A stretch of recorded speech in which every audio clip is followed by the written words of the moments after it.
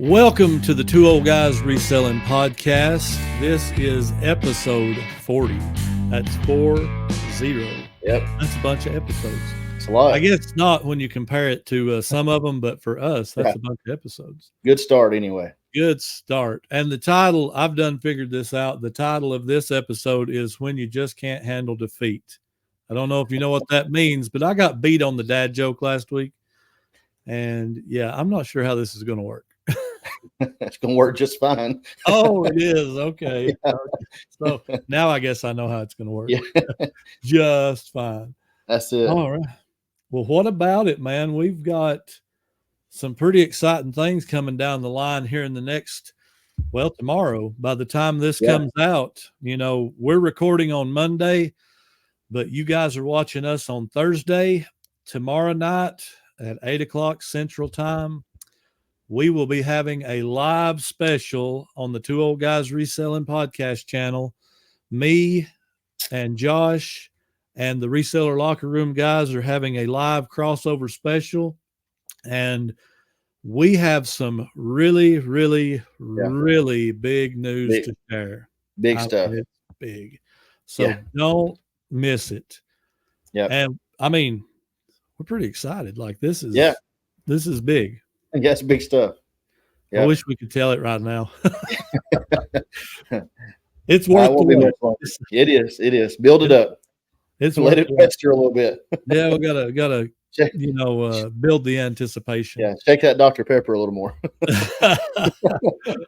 But yeah, I mean, I'm excited, and these announcements, they do concern. We'll tell you this much: they do concern the 2024 Highway 127 Picking the Plateau meetup that is coming up August 2nd. Yeah, that is about 6 months away. But man, we're already like burned up excited about this thing. Oh yeah, and can't wait. We're already laying out.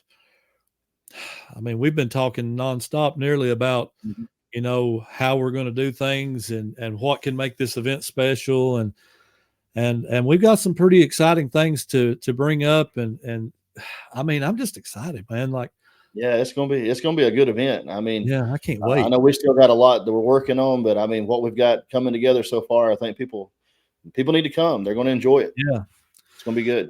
And one thing I like about the way we're doing it, not to say I don't like the layouts of other events, because I'm for events sake, like however they're laid out, but with ours, we're packing the event into a night. Like 4 to 6 will be like a meet and greet time, and this is tentative. This may change a little, but we'll give you a little insight on the event night.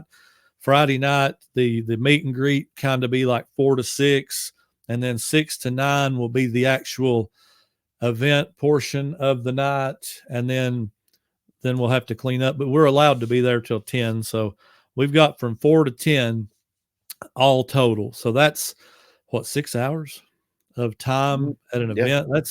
We're doing WrestleMania, man. That's right. 2 nights worth, one night.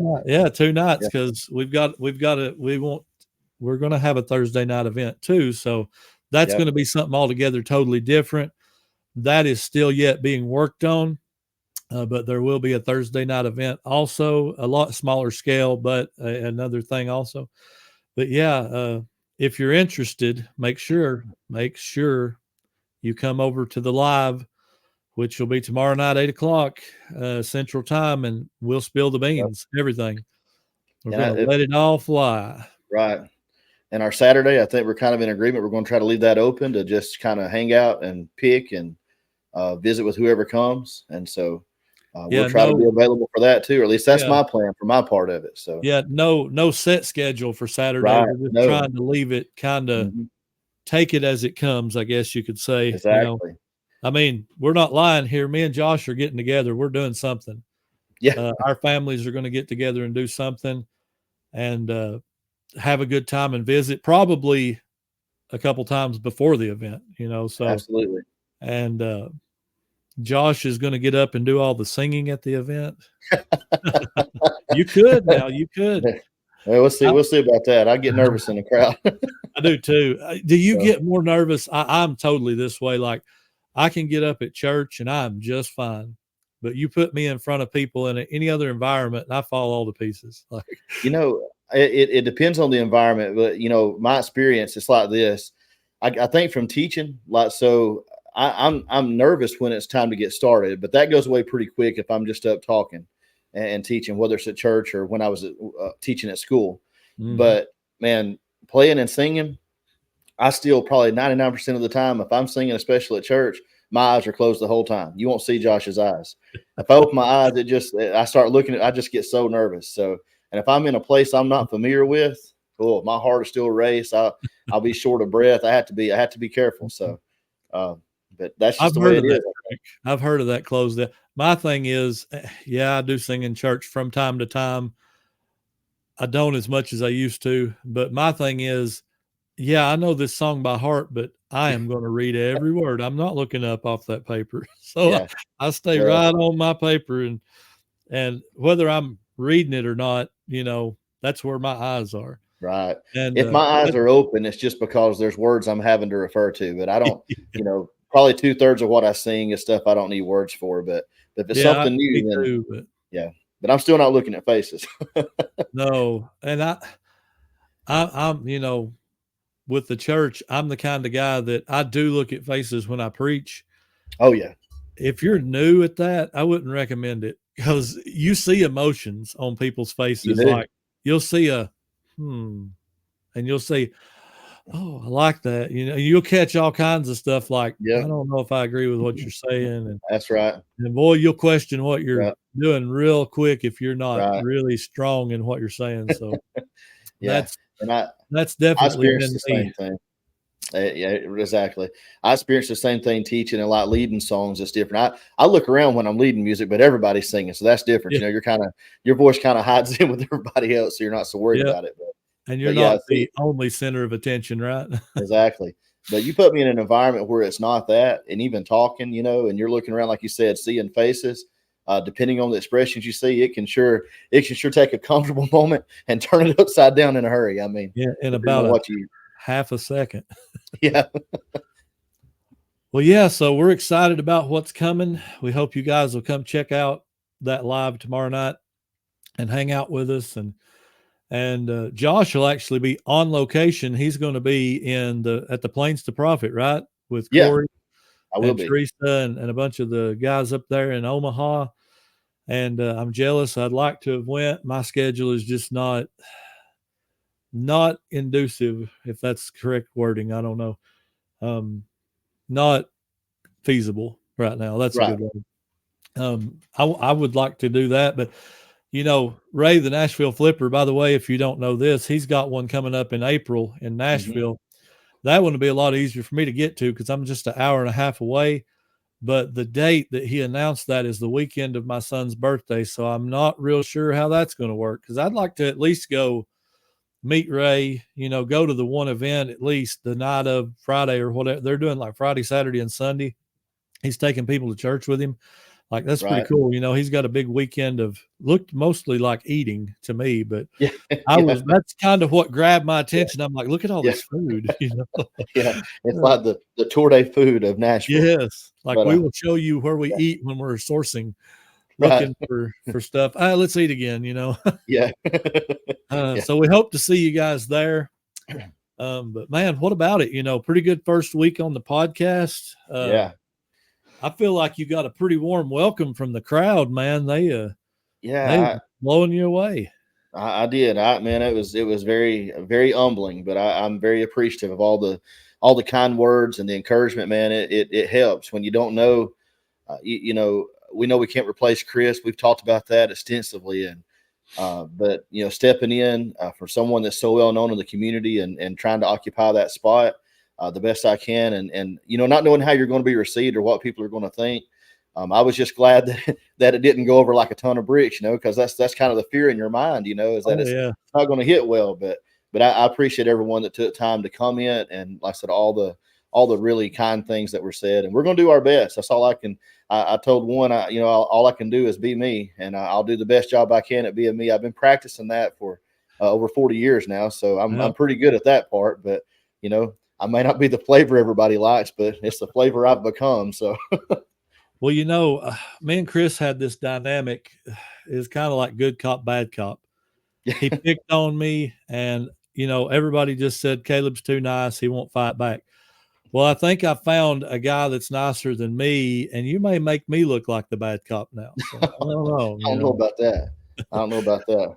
But yeah, so that's the fear. Like, is the duo going to work? But I think it worked out great. I feel like we had good chemistry, and the show went great.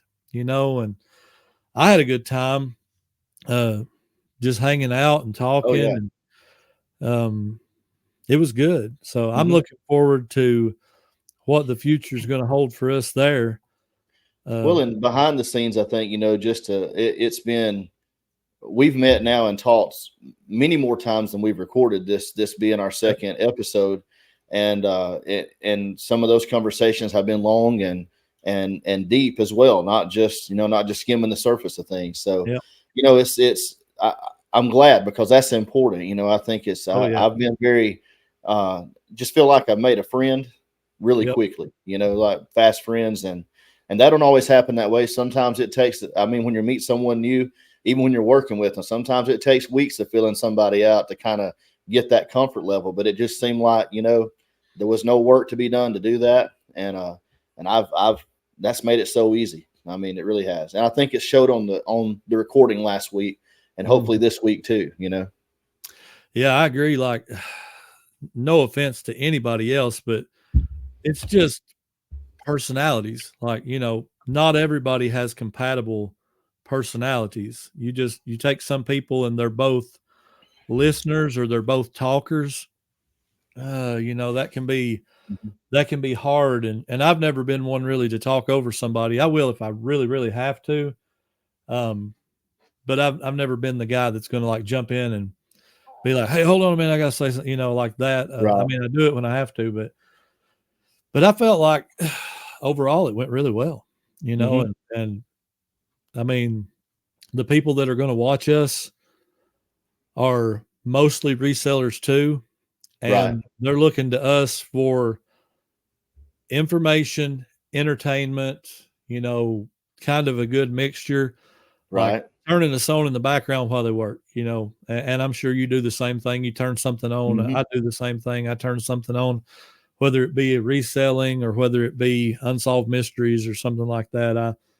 I turn something on, and man, you ain't going to believe this. Spider. I got him though. He's dead. I don't know if you ever watched episode 5, I believe it was. I had a spider attack me. Yeah, that was a little bitty baby one. So look, you're killing me there. Like, you swung hard enough to kill about 50 spiders. Oh, I was not even about to play with that thing. Me and spiders, throw a snake on me, okay? I do better with. Oh man, no. I would do better with a snake or a rat or a squirrel or anything. Throw it on me, but don't throw a spider on me. Yeah. I'd rather touch a snake than see a spider, I believe. Like, that's how bad I am. Like, wow. No good. I don't know. But he's gone. I murdered another spider on the air. So years back, I was needing to go under the house. I can't remember now what it was for, but I was needing to go under there to fix something or work on something. And my little access point, I went around to the end of the house where it was, and I took the board down, and got down there on my hands and knees, and I was about to because the spider thing gets me. So you stick the stick in, and you're making sure you get the cobwebs. And I've got a pretty good sized crawl space, so it's not real hard to get in and out. But I got my light, and as soon as I stuck my head through and shined the light, I saw a big snake skin hanging up there. Ooh. I said, nope. I put it in reverse, put the board up, and I went, I don't normally call somebody to do stuff for me, but yeah, I'm going to pay for this one. I have an old red shed in my backyard that I need to tear down eventually. I'm going to build a lean-to shed on the back of this building eventually, or the side of my other one. So I've still got my mower and my 4-wheeler and some weed eaters and stuff in it, but eventually I'm going to tear it down. But I was in there cleaning it out, getting everything other than gas stuff, smelly stuff out. And I come across the snake skin piled up with stuff in the back. And I'm like, this guy could be anywhere. Like he could be sitting here watching me, I just don't know. So yeah, I don't like the feeling of not knowing what's there. That's me.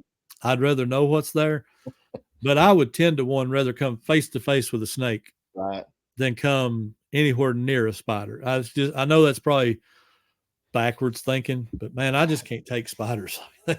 For me, it's just all about not being surprised by it, Oh yeah. Or if I'm in a space, like if I go under a house or something like that, and because there's spiders everywhere under there. I mean, that's just the facts.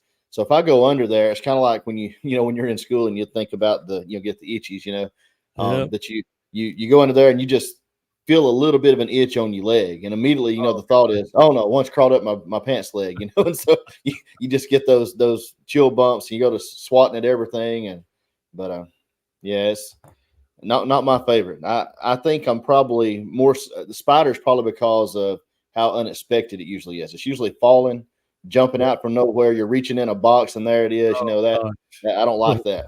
I don't like it at all. I don't like that either. Yeah. Oh my gosh. Now I've been looking around, like making sure there ain't nothing else up there getting ready to fall on me. Because there's something about the little microscopic spiders that don't bother me as bad. Maybe they can't bite you or something. I don't know. But like these big wolf spiders we get here, I know they're not poisonous, but man, it's like thing looks like it could carry you off somewhere, and I don't I don't deal well with that. Yeah. But yeah, I feel like we had a good first week. Yep. All but the dad joke. I'm still kind of. That was great. It's great. It was just like I planned it. Just like you planned it. Oh man. Well, I'm just. This ain't. People say this clickbait. This ain't clickbait. I don't do well with losing the dad joke battle, especially week one. Yeah. I guess he's talked about it. Yeah. I'm sorry. I was going to say, you talked about it all week. Yeah. I beat Chris so many times. I'm just used to being the dad joke king. And week one, here you come take my title away from me. I don't know. Gonna have to put the sleeper hold on you or something. Good luck. So how has your eBay stuff been going this week?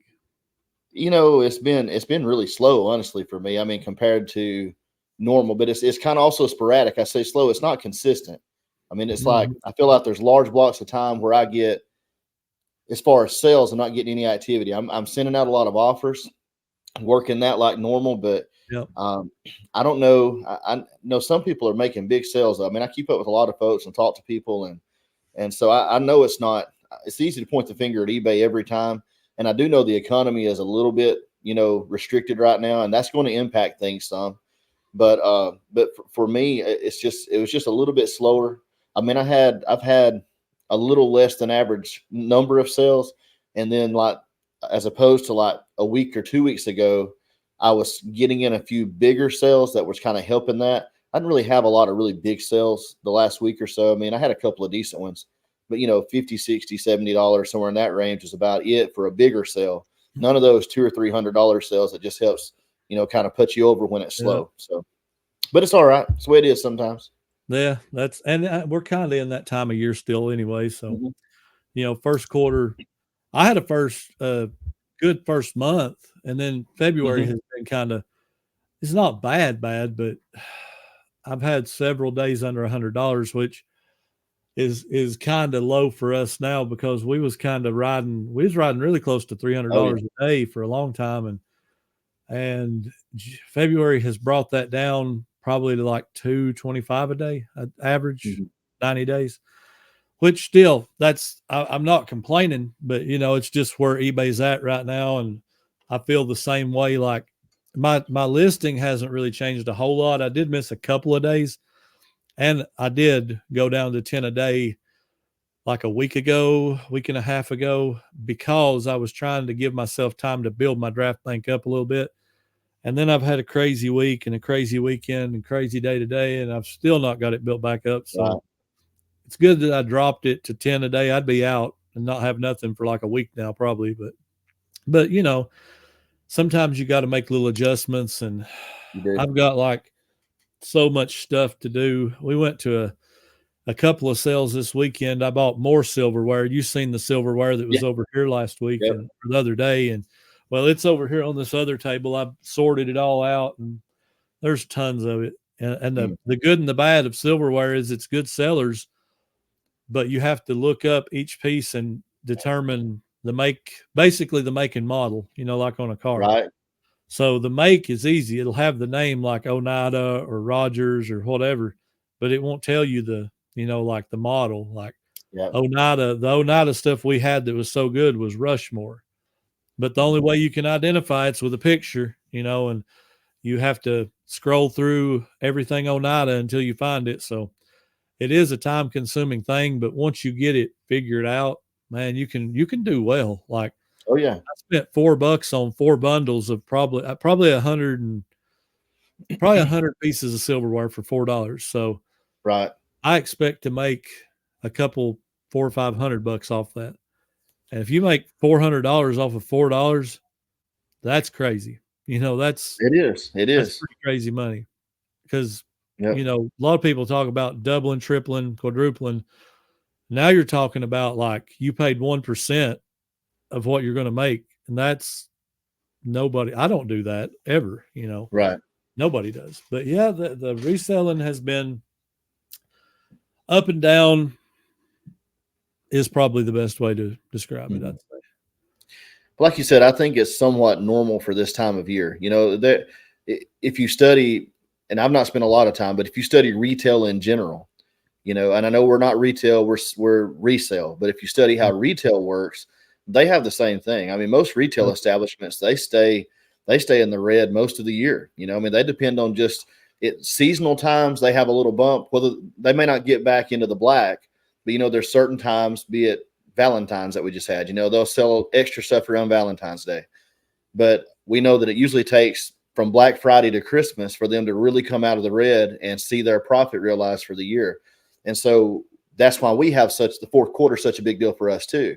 But, we have these little seasonal times, I think, that affect us. I think it's being an everything seller. That's where, having the right kind of diversity in our shop is really important, because you got to really, when you're outsourcing, pay attention to, like if people would pay attention, all of us, to the type of things we're selling more of during the slower times, then if we'll focus on some of that stuff, I think we may be able to balance that out a little bit, because there's certain collectibles, certain things, right, that the market's pretty consistent all the time on. Mm-hmm. And if you can try to find that type of item, and even if you don't list it all right up front, I know everybody's got different opinions on that, but if you had like a bulk buy you found on Facebook of something like that you could really hit at the first of the year and start knocking all that stuff out and getting that listed, it might fill in the gap for us a little bit. Now, I'm still new to full-time reselling and didn't have the time last year to get out and chase stuff like that, when I was still working full-time and all the other things I had going on. But I'm hoping as we kind of go into this next year and to start paying attention to stuff like that, study that out a little bit, so that we can see if we can't find a way to balance those sales more and not see so many dips like I've witnessed. That's a good point. That made me think of something too. You was talking about being an everything seller. I hear a lot of people saying niche down, niche down into one thing, and I often wonder, like, the people that say you need to niche down into clothes, or you need to niche down into electronics, or like, man, where do they live? Because where I live, I really can't, and you especially probably can't, but I can't niche down into one thing and make the kind of money I make. I just cannot do it. What do you think? Like, I'm sure you can't niche down completely. I mean, I agree. I think it's like this, the area I live in does affect that. I do think, we have a lot of sourcing opportunities that I probably pass on a lot of times. Like if I was niched down, that I would have to be going a lot more. I would have to get out there. I'd probably be sourcing 4 days a week or 5 days a week, even if it wasn't all day long, I'd have to go make my run, make my rounds, make my stops, and try to make sure if it was thrift stores that I hit them regular. So I'm seeing this stuff as it comes out, because it's like, say, I don't do a ton of electronics, but I will buy like the VCR DVD combos if it's a good one when I see it and the price is right. So I'm sure that there's some of those get put out at almost every thrift store every day. But I also know this, that it's not going to be on the shelf more than 5 or 10 minutes before someone picks it up in most cases. Yeah. If it makes it off the cart to the shelf to start with. So you've got to be out and about almost on the daily to be able to grab those in most cases, because everyone's targeting stuff like that. So it would require a lot more time. But then, like estate sales on the niche, you might find that you can niche down if you went to play, like, because collectibles, glass, things like that, you find a lot of estate sales. So maybe if you knew enough about it, I don't know enough about it to go and know what to get and what not to get. Yeah. I've learned one thing about electronics, especially in thrift stores. I don't buy them in thrift stores anymore because a lot of our thrift stores absolutely will not test them. And if they do test them, all they will do is plug them up and make sure they come on. I have bought numerous different like radios and VCR DVDs and stuff like that, just to turn around and have to eat the cost or take it back for store credit or whatever, because they won't test it. So one of our local thrift stores, I found out they don't even check stuff. I asked them, they said, no, we don't test anything. I'm like, that's a really bad way to set. Like, I mean, could you imagine selling on eBay? Like, I'm not even going to plug this up and see if not even going to do that for you. Just this is a chance you take. I mean, we don't get away with that. But what they told me was, well, there's an outlet on the back wall there. You can plug it up if you want to. I'm like, yeah, but I can't put a tape in it or a CD in it, or I can't do that, So, well, the trick is a lot of that. Right. The trick is, I was going to say on that though, as you talking about that, I was thinking sometimes in store you can do this, but like a cassette tape, you can drop a cassette tape down in your pocket, and I've done stuff like that, because the right vintage tape deck can be a really good profit maker. Yeah. You get it for $8 or $10. Some might sell for $80 or $100. Yep. So you throw a tape in your pocket. That way you can make sure that the motor at least works. I didn't say like or anything. What was that? That's so weird. I don't know. Y'all need to tell us in the comments why Josh is using iPhone stuff, Apple stuff. I've heard about it, but we don't know what it means. He's saying something that's making that thumbs up come up, that little bubble, bloop, bloop, bloop, bloop, bloop, like, or something like that. And it's never done it. We tested all kind of stuff to see. Today was the first time I've had it happen. It's been 3 times today, once on the show and twice before.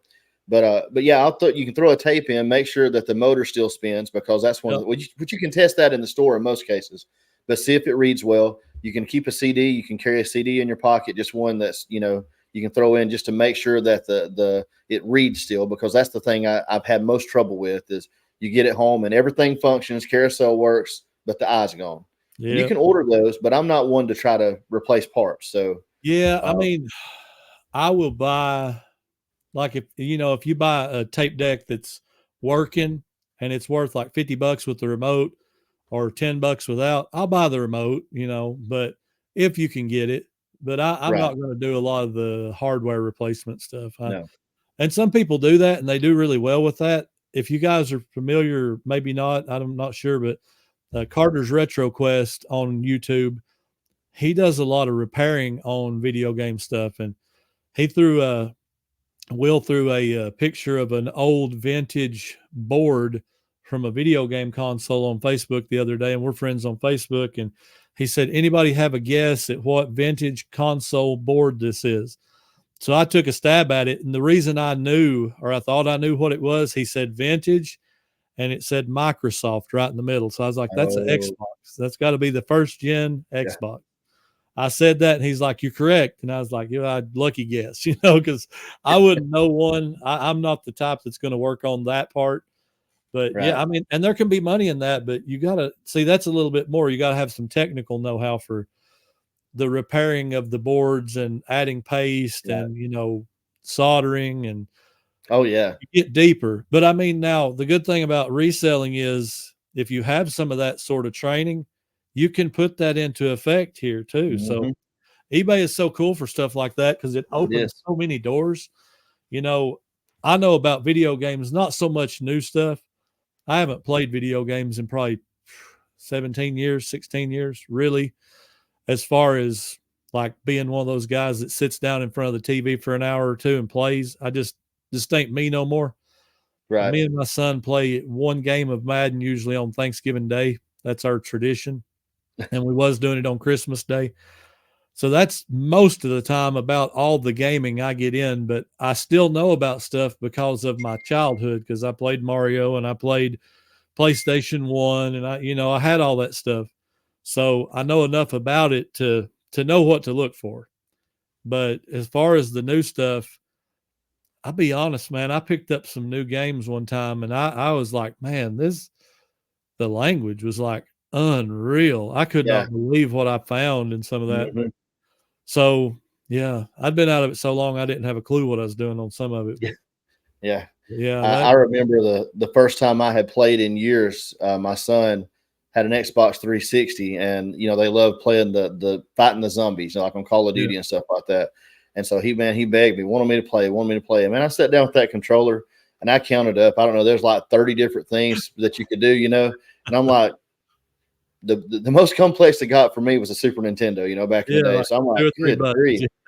So my tactic was I found out, I could hold the one button down and the toggle the one way, and when it got crowded, I'd just spin in a circle shooting. He'd laugh at me. I died so much, man. It was just it's so funny.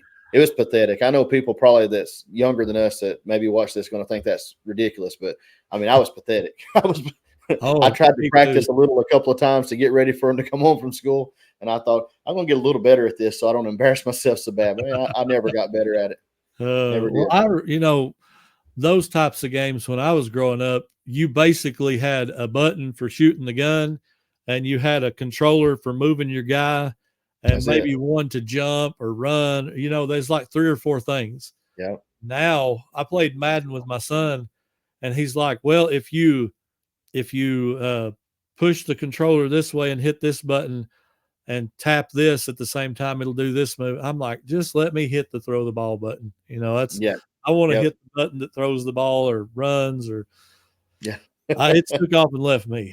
But I was like Super Tecmo Bowl. That was my something like that. That was my speed. Super Tecmo Bowl. Boy, that's back in the day. That is. We're getting back there. Yeah, that I loved it, man. That was I grew up on that and like the beginnings of Madden on PlayStation and stuff when it was like 96 or 7 or something, one of the first ones, and it was just so bad. Like you couldn't, the graphics were horrible, but here your clunky guys going down the field and you just hit a button to take off, and I miss the NFL Blitz. Do you ever play that?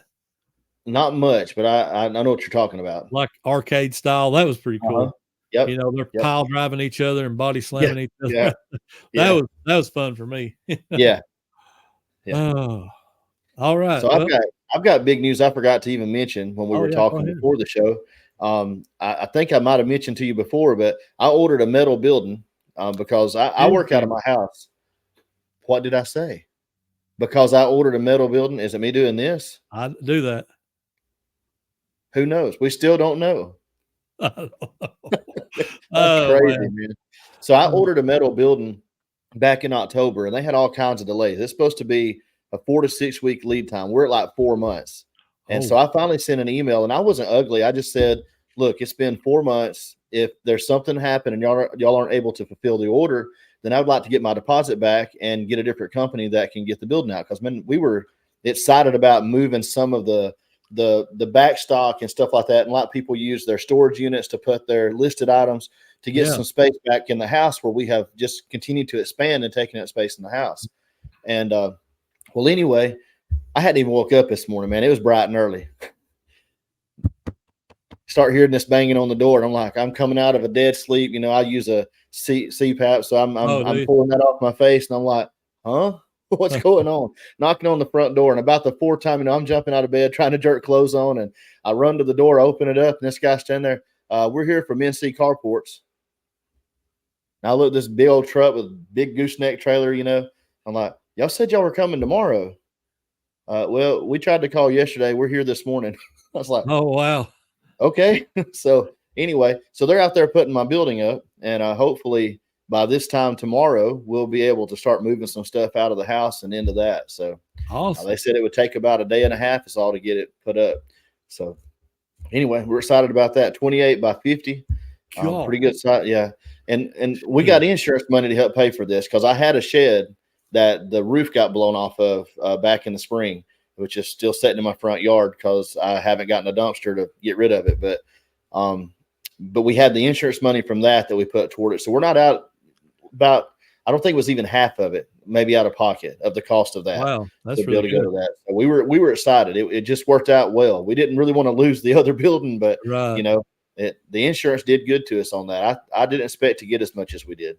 So 28 by 50, that is huge. Yeah. And it's 12 foot wall. So gosh. Well, to put that in perspective for those of you that watch me, this shed is 12 wide by 32 long. Josh is talking 28 wide, 50 long. So he's going to like way bigger. Like, I don't know. I'm going to have to look that up now because mine is like 364 feet, I think. Yeah, 12 by 32, 384.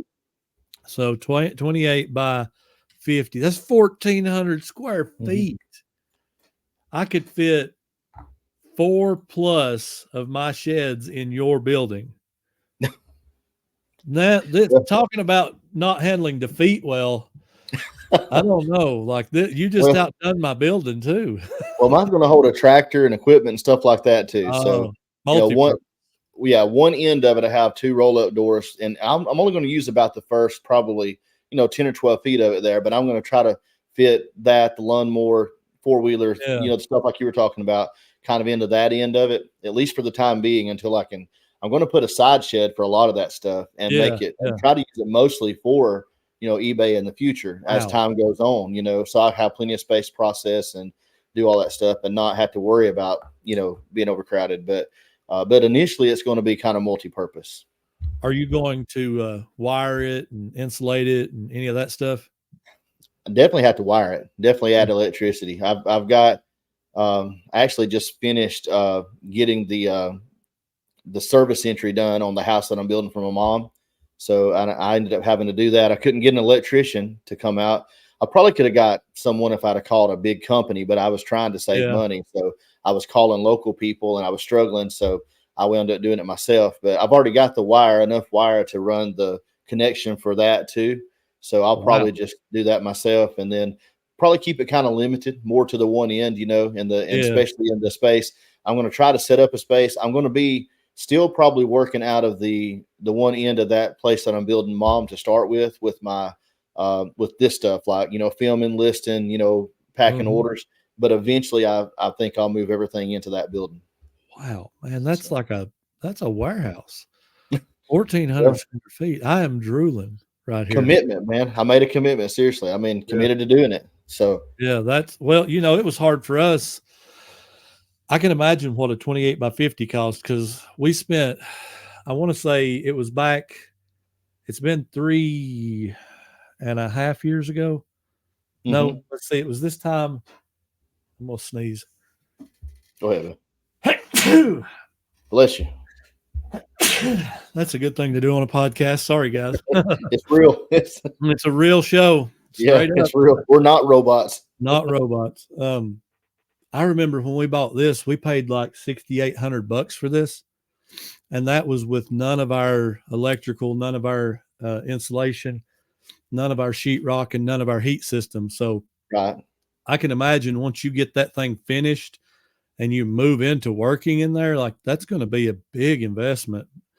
One thing I do like about investing like that, though, if I got out of eBay tomorrow and I decided I wanted to sell my property and move down the road, and I say, well, I'll just leave the shed here, and if I ever need one, I'll buy another one, And if I did that, well, I've got a 400 square foot office right here built for somebody, ready-made.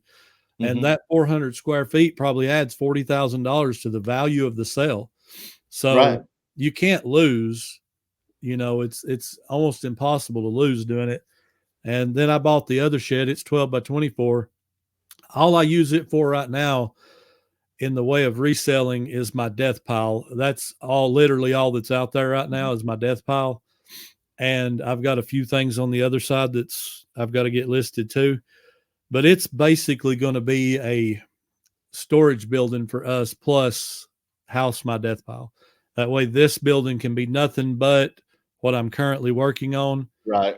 And I do have 10 totes of inventory to work in here. Once I run through all that 10, I bring 10 more in. So that seems to work out pretty good. And that gives me room for, I think we got about 40 of the 27-gallon totes right now. Mm-hmm. So that hold, probably 1,000 listings worth of stuff that's basic, size. If you find a lot of small stuff, you could hold, no telling how much. But the metal buildings, though, I've been wanting to do that so long. I just don't have the space for one. Gotcha. But that would be so cool. Like, I'm jealous now. Well, we looked at something like what you've got. I mean, I looked at them a lot. Mm-hmm. And everything kind of coincided well. So on our property, there's an old house place that had burnt down before we ever bought the property. And so that's been cleaned up for a while. And it had a garage, where it had cement poured and a little bit of a cement drive going up to it. And so when I had the pad poured, all I had to do was join on to what was there. And it had some cement patio to the front, to the side. And so I joined on, and they just kind of framed up or formed up around all that and added to it what I would need for the building. And then, so that's been out there for a while. I was actually looking at trying to build a barn at one time, and I'd gotten the cement done. And then the stuff with mom started happening, and we just kind of put that on hold and started focusing on the other. Well, then our shed, that happened with our shed, and the insurance payout wound up being over $9,000, which shocked me because I'm telling you, look, I think I had $800 in that thing. God. I built it years ago. I scavenged materials. I was working at a sawmill at the time. And so I put down some OSB in the floor, but then I brought home untreated 5-quarter decking and put down over that to solidify the floor. I built the trusses myself. I mean, just bought what I had to have. I got 4x4s from a shed off my dad's property that had blowed down. I dug them up, knocked the concrete off because it was like 16 foot tall. And so I just cut the chunks out that I needed. Mm-hmm. And I brought those home. I mean, I scavenged the metal off of the top of it to put on mine, took it all loose. There it goes again. I wonder if it's this. Give it a minute and then throw one up. Wait about 30 seconds and try it. That's so odd, man. Anyway, so I scavenged a lot of materials, and so I got that put up, and that was actually used to kind of like warehouse the materials to build my house before I built my house out here. Okay. And so anyway, but the top blew off of it. We got the insurance money. I started looking at estimates, and as the economy was slowing down, the prices on the building started dropping. That building out there, now it's not the vertical metal, it's the horizontal metal, which is not quite as good, but it's the tubular steel frame, and it's all metal, and that's 3 roll-up doors, an entry door, and I think 3 windows, and it was less than $15,000 total. Wow. And so we were looking at buildings like what you got, and they were going to cost $8,000 to $10,000. And then we were still going to have to wire it and finish the inside. And so I talked to my wife. I said, if we just won't even be the same amount of money we were going to spend on a building for eBay and add that to the insurance money to replace our shed, and we can have the metal building put up. So that's what we decided to do. That's awesome. Are you going to? God just blessed us. I mean, it's worked out well. Oh, absolutely. Are you going to do filming on this thing? I tried to a little bit today, but now they said they would have it mostly done today. So I've been in here for a while doing this, and most likely when I go out, it's going to be wrapped in metal. So I may miss some of it, but I'm going to film as much of it as I can and splice a little bit together. You got to at least send me a picture because I'm already pretty proud of this. I will. I was kind of waiting. I was going to put the video together and maybe send you a copy of the little video, because it's probably going to be like, kind of a, what do they call it, where you do the time lapse and it's just kind of quick, maybe like less than 5 minutes. Yeah. Man, I'll probably go ahead and post it to the channel. People might be interested in seeing that. I don't know. Oh, absolutely. They will. Absolutely. I am. Dang, that's 2 weeks in a row, man. I'm excited. Oh, I would be too. Yeah, I would be totally really excited. See, not as excited as my wife to see the tubs leave the house, but the tubs and all the shelves, we was excited to get our dining room and our utility room back. That's Oh what man. I'm telling you right now. We was not as big as you are right now with your store. When we moved out here, we had like 400 listings probably. We moved out here and it was just, the shed wasn't full for a while. But, here we are 3 years later and we're squished full. Like, Oh man. there is no space much. That's why I had to buy those totes, to go overhead. And I actually thought about buying some more, but I mean, man, 1,400 square foot, that is just, even if you do put a tractor and stuff in there, you're still going to have like 800, at least 800 square feet of space. I think I'll have probably still 1,000. Gosh, man. Yeah. I don't think I'll need more than 10 because my tractor's only like 8 feet long. It's just a farm tractor. It's not a giant one. Two-wheel drive. I'm jealous of that too. I don't own a tractor. I want a tractor. Well, look, I've got a big, I cut grass. I cut about 3 acres worth of grass on the mower. So, I mean, you're talking about keeping the yard up, and I'm thinking, man, I wish I could just go out there for a few minutes and keep the yard up sometimes. Yeah. But I used to cut it with the tractor. So I do a lot of bush hogging. Pretty much the entire property minus a few trees is cleared and it's bush hoggable. So I have 3 acres or so of grass that I cut, and then the other, 9 acres or whatever it is, it has to be bush hogged to keep it up. So it's a lot of work and a lot of time. That is a lot of work. And I've got a 7-foot finish mower that goes behind the tractor that I can use if it gets kind of crunch time, but it just doesn't do quite as good a job as the mower does. See, I have a half acre, so it don't take me nowhere near where I live. I would love to be on 10 acres, but the prices here is just so bad. Like we looked at 7 acres a couple years ago. They wanted $75,000, and this was undeveloped. Oh, goodness. You'd still have to clean it up, get it ready, get it fixed up for a house or whatever. Mm-hmm. And if you buy a piece of property that is ready to build, you'll pay $100,000 for something like that, 10 acres. I mean, 100 plus. And I'm not made of money, I can't do it. I understand. And I don't want to go back into debt for it either. Like I would like to come out, be able to do it without going into debt for it. So if it ever happens that way, that's fine. But yeah. And I mean, a half acre is okay. It's enough, I got enough room to do what I need to do. But as far as like, how can you expand your business?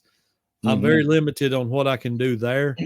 I guess I could build onto this shed somehow. Like I could go on, not that wall, but this wall here.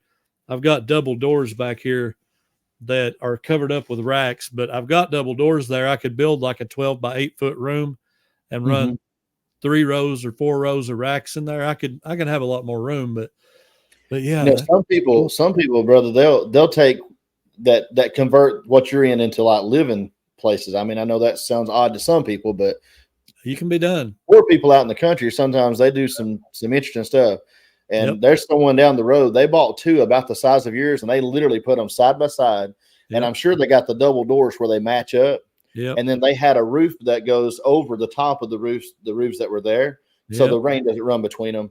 And I mean, they put porch on it. And I mean, it's a nice little cabin looking thing. I mean, I know a lot of people use them for hunting cabins and stuff like that, but they made it look really nice. I mean, that might be a thought too. You may actually at some point, if you've got room, be able to have one pulled in right beside it and match the double doors up and knock them out and seal it up, put you a roof over it and be done.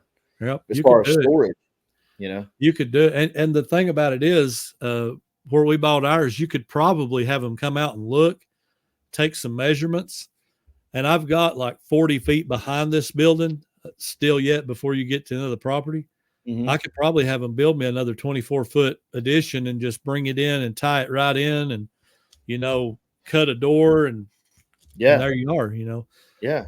There's a few options, but I mean, I'm never going to get to 1,400 square foot though. Who knows? You don't know. Who knows what the business is going to do? It may open some doors for you. Did the prices not get better as you get a little more rural, like a little further away from town, or a little better? But you have to get, where I live, if you go way back in the woods, you can get somewhat better deals, but everything is getting developed here. Like If a Okay. piece of property goes up for sale, it just don't sit there. There Well, I'm was a telling you. piece of property just up the road here, right? I live close to Highway 70, and if you pass my house, go over a hill and come back down, there was farmland for about, I don't know, 500 yards on both sides was farmland. They sold the left side, the family, I guess, like the parents died off and they splitting it up. They auctioned it. It was like 90 acres or 110 acres or somewhere around 100 acres. We drove the property. They had it sectioned off into like 9 different auctions, like 9 different biddable things. We picked out like 2 or 3 that we really, really liked. One of them was like, no, I'm lying. One of them was 90 acres. It must have been like 300 acres. I can't remember, but it was a bunch, whatever. Yeah, right. 9 tracks. And the one we looked at that was like going to be so awesome, it was 9 acres. That's okay. I'm getting it right now. The piece we looked at was 9 acres, and it went straight down into the property, had a pond, had a great big perfect place to build a house. It sold for like $230,000. And I'm like, I can't compete with that. I can't do it. Who can buy? I mean, I'm not rich by no means. I'm not going to be able to go out there and buy that, Look, I mean, I could buy it, finance it and buy it, but then I couldn't build a house, right. live in my car, I guess. But Right. Well, and that's what I was going to say. I've been on this property now for almost 20 years. So I was 24, maybe, I think, when we bought this. And it was, I paid $1,500 an acre. So, I mean, wow. I had $15,000 in 10 acres of land that was pretty much just sage grass. I mean, there were some trees. I probably had 2 acres worth of trees and about 8 acres worth of old pasture land that hadn't been cut or anything done with it in years. Probably 10 years hadn't been anything done with it. So, I mean, it was just a matter of kind of bush hogging it down, getting it under control. And then it just, it's taken time over the years, but I've slowly got the entire place. I had the timber cut after a storm because so much of it was damaged. So we had the rest of the timber cut out. And then I had some guys come in with a small dozer and then one of those mulching heads and get all the undergrowth and all that done. So I would just have the rest of it clear where I could take care of it. And, I mean, that's where we stand. The old house place I mentioned where the building's being put up, that was attached to our property, but it was like around 2 acres, just a little less. And I bought that afterwards, but we didn't have much in it. I think it was less than $4,000 we gave for that. But that was including, it had a septic tank. It had a water meter already on it. It was already developed, So, I mean, you had a lot of things. That'll cost you an arm and a leg to get that stuff going. So, I mean, I've got 2 septic systems on the property, 2 water meters. I've got 3 places where I can have, without having them to set a pole, I can have power pulled from. I mean, it's just set up well for what I'm trying to do. And I'm glad of that. I mean, it's a blessing. I was blessed that early on, I got to start that way. Even though I didn't see this coming. I had to trench, I had to trench a line for electrical, which it's only like 50 feet probably from my house, the amount of electrical. But people don't realize like 50 feet of 10 gauge electrical wire. I spent like $300 just for the wire, not for the trencher, not for the conduit, just for the wire, like $275 or something. Because, 10 gauge wire, they call it 10-2, 10-3, 10-4, depending on how many strands. So I had to buy 10-3. Well, 10-3 wire is like, $3 a foot or something, $4 a foot. It's expensive. And I had to buy, and you buy that by the foot unless you want to buy like 200 feet of it. And I don't want to do that, And you're having to get underground cable too, which makes it underground cable.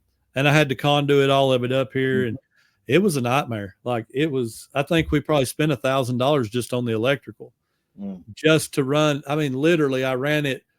My house sits right in front of the building about 40 feet away. I had to come out like this and then come up like this and then up into the building. And just running the wire, I got 2 boxes over here. You've probably seen them on the videos. Just the 2 breaker boxes. I've got 6 breakers total. 4 of them are used, 2 of them are open. I did that on purpose, but I just, all that total was right at $1,000. So that's pretty dang sweet, man, that you've got that setup already there. Like, right. I'm getting more and more jealous as we talk. Well, and but when you're on a piece of property like you were talking about that you looked at, if you can transition to something like that, that's one of the blessings and benefits. Yes. Like you don't have to worry about running a connection from your house to a building that's 50 or 100 feet away. In most cases, as long as there's service lines running in the area, you can get the engineer to come out. They'll let you know where you can have access at what part of your building, and you might be out. You're going to be out the cost of the panels. You're going to be out the conduit, the metal conduit, the weatherhead, the wiring, and all that. And it's still going to be probably $800 or better by the time you buy all that. But when you get that done, you've got a full panel inside, and then you just call them and let them know, hey, I'm ready for you to hook up, and you're ready to go. And then it's got its own independent bill. It makes it easier too, like as far as taxes to, monitor business expenses separate from your house and all that stuff. So I'm excited. We're excited about it. I have that issue because, mine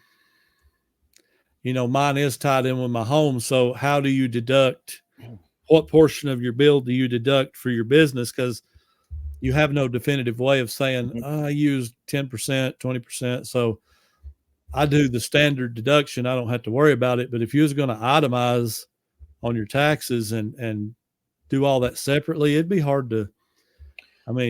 really hard to come up with what you actually use, And that's the other thing with the building. When we were making that decision, I told my wife, I said, well, there's things working in our favor. We had the insurance money from the other building being destroyed. So we had that to put toward it. The cement pad, when we had started that project 3 years ago, was already there and ready. So we weren't having to pay out of pocket again. That part was there as long as we chose a building that would fit on it. Yep. And then, so we had this out of pocket amount that we were looking at probably investing in a shed like a lot of you use anyway for eBay. And so but then I said, if we do this building, we'll be able to write a good portion of that off if it's for business on our taxes. That's going to bring the actual cost of it back down. Yep. Considering we had $9,000 to throw in it from the insurance money, we're not going to end up having a whole lot of money out of pocket, I don't think, in the actual initial cost of the building. Now, finishing it, like you said, insulating, wiring, trying to put something up on the wall, segmenting it off for you. That's going to cost. But yeah, now if I just had three days worth of hours in every day, I'd have it made.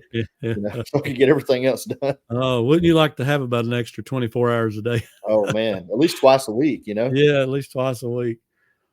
Well, that's a pretty exciting announcement, man. I'm excited for you on that and can't wait to see the videos come out about that stuff because that's going to be fun to watch. Mm-hmm. So let's hit the folks with a dad joke and just see what happens because I know this probably ain't going to go great for me. Oh man, I'm worried about this week, to be honest. I know I was talking all confident and everything, but I'm a little worried about this one. So you're probably going to knock mine out. I'll go first this week. All right, go ahead. The first French fries weren't cooked in the United States.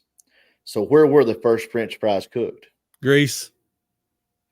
I figured you'd heard that one. You nailed it.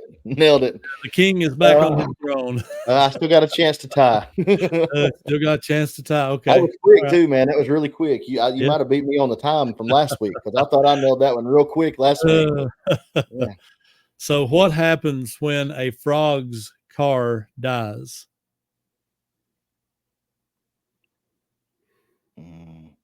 Oh, I think I've got him. I feel like it's going to have a ribbit in it somewhere, but a ribbit. Go for it. You got me. Not a ribbit. He just needs a jump. Oh my goodness. If that doesn't work, he just gets it towed. How did I miss that? Double whammy. Golly, buddy. All right. You got me that one. You can mail my championship title back to me. It'll be fine. That's all right. No sense in getting in a hurry. Oh, okay. Oh boy. Well, at least I got it back for 1 week. That's right. My confidence is building. Feeling better again. I'm feeling better. So what have you got on sale of the week? Again, I haven't had a lot of big dollar sales this week. Probably my best one was a study Bible. It was just a Holman study Bible for women. Good profit margin on it, though. It was a thrift store pickup for $2, and I sold it for $60. Wow. I mean, made a lot of money on it. Bibles sell good. I've done that a few times, especially if you find the right ones. They'll do pretty good. So you sold the Bible. This really looks like a great comparison. You sold something for the Lord, church related. And I sold a Chucky mask.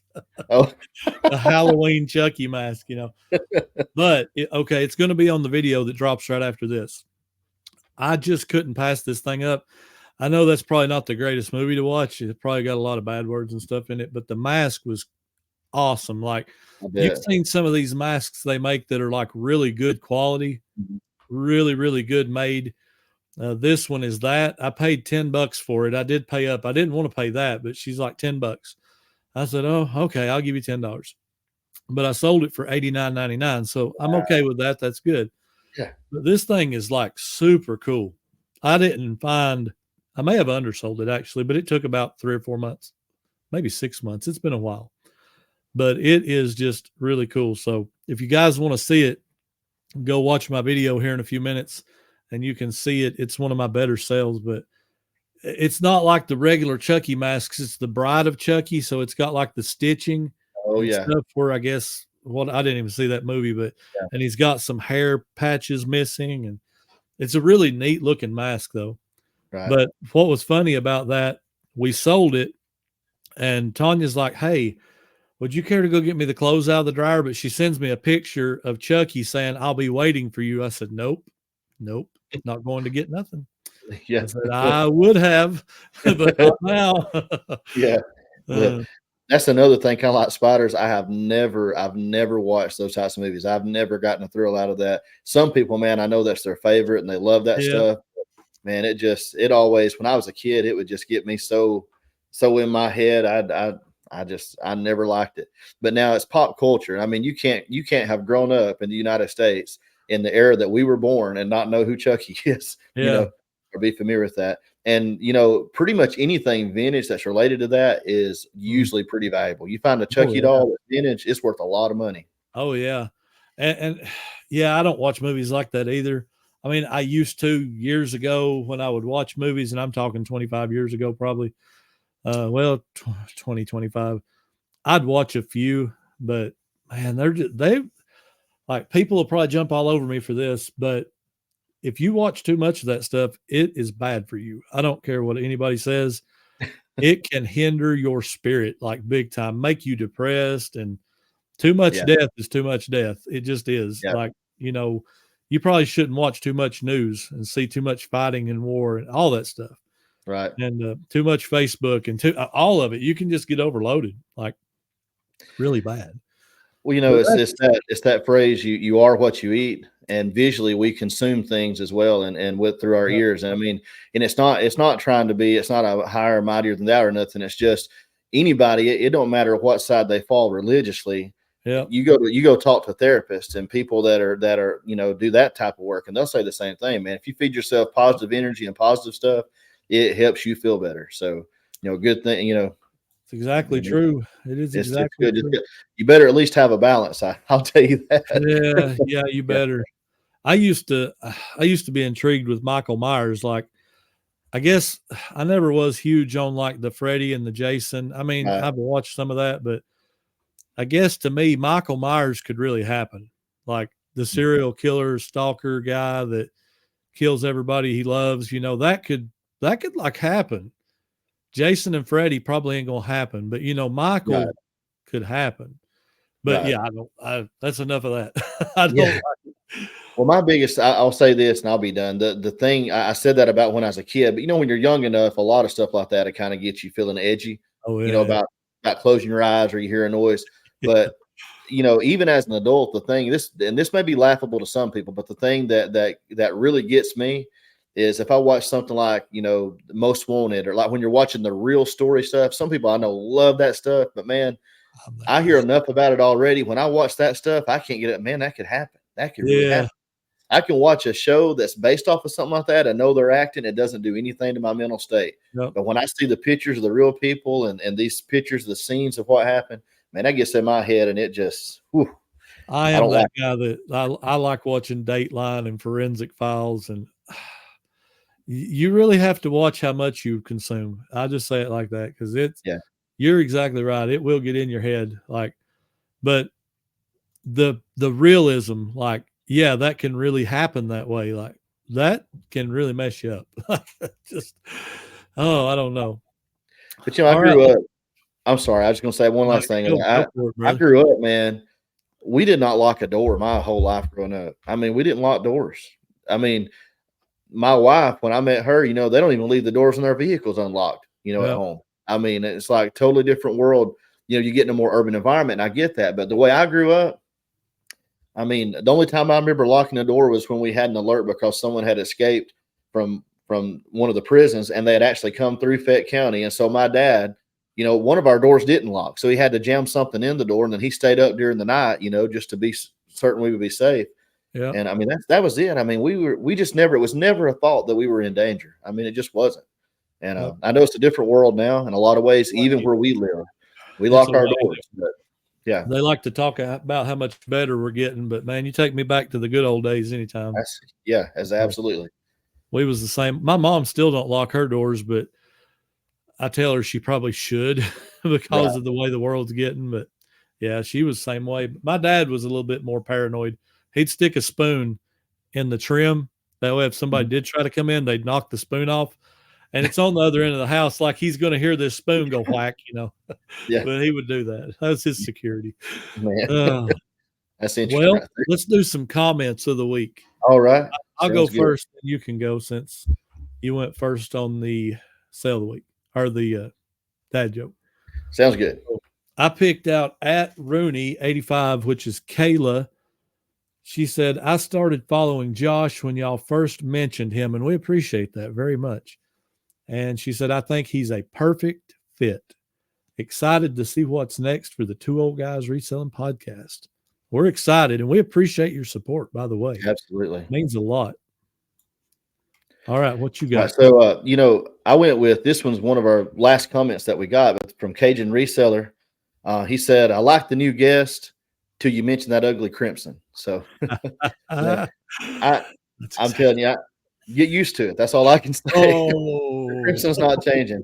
No, I checked. I didn't know about Cajun Reseller. I think I might have heard him mention one other time before this, but I went over and checked the channel out. Seems like a really cool guy. Of course, he had his LSU stuff on. I'll forgive him for that today. As long as he don't wear it every episode, I'll be all right. But anyway, I mentioned this earlier, but as I went through the comments, I do want to just one more time say I'm grateful for all of the kind things that were said by so many. I mean, I could have picked any comment, but it's a little awkward reading comments where people are saying good things about you. That feels weird to me, but I'm very appreciative of it, and I'm grateful for each one of those. And if I haven't responded to one, it's probably just because I missed it. I tried to respond to everybody's comments, so thank y'all very much. Yeah, I was blown away.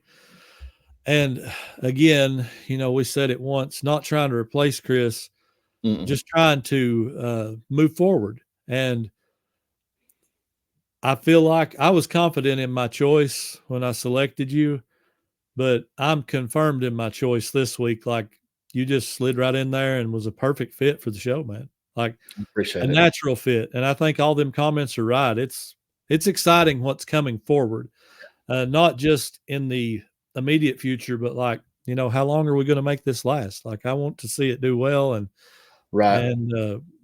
just it's open doors to meet people and to help people. That's right.